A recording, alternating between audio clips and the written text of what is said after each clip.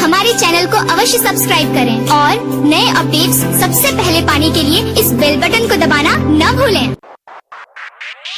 Presented by Neelkamal music Tarwara Siwan.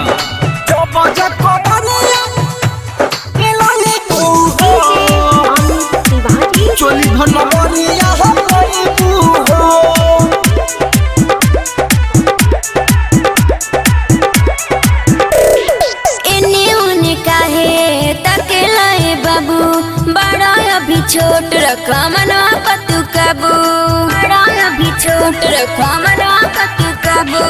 एने ओने काहे तकेला है बाबू, बड़ा अभी छोट रखा मना कतु कबू। काहे कहेला तू कितना खइबू हो, खइबू हो।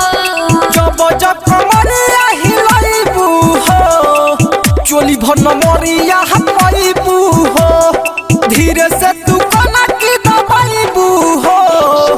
चोली भर न मरिया हपाइबू हो। जब जब कमरिया हिलाइबू हो, चोली भर न मरिया हपाइबू हो। डीजे अमित तिवारी। जब जब कमरिया हिलाइबू हो, चोली भर न मरिया हपाइबू हो। Mixed by Neelkamal music Tarwara Siwan. हमरा जवानी के ऐसन खूबी बा, पहले से मस्त तो हर ई बॉडी बा। पहले से मस्त तो हर ई बॉडी बा।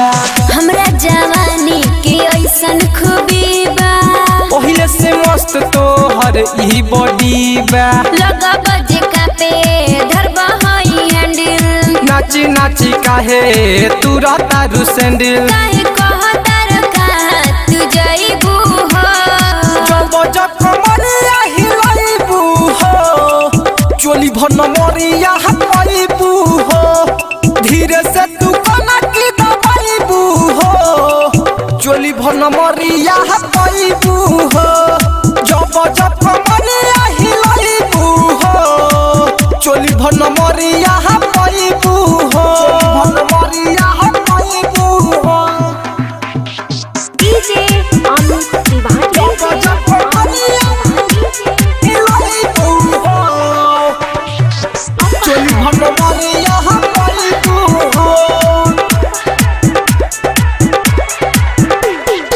संदीप अकेला जनी कर मना मानी, काजल तू बनबू दिलावा के रानी। काजल तू बनबू दिलावा के रानी। संदीप अकेला जनी कर मना मानी, काजल बनबू दिलावा के रानी। काहे बड़ा बाबू इतना ददाइल।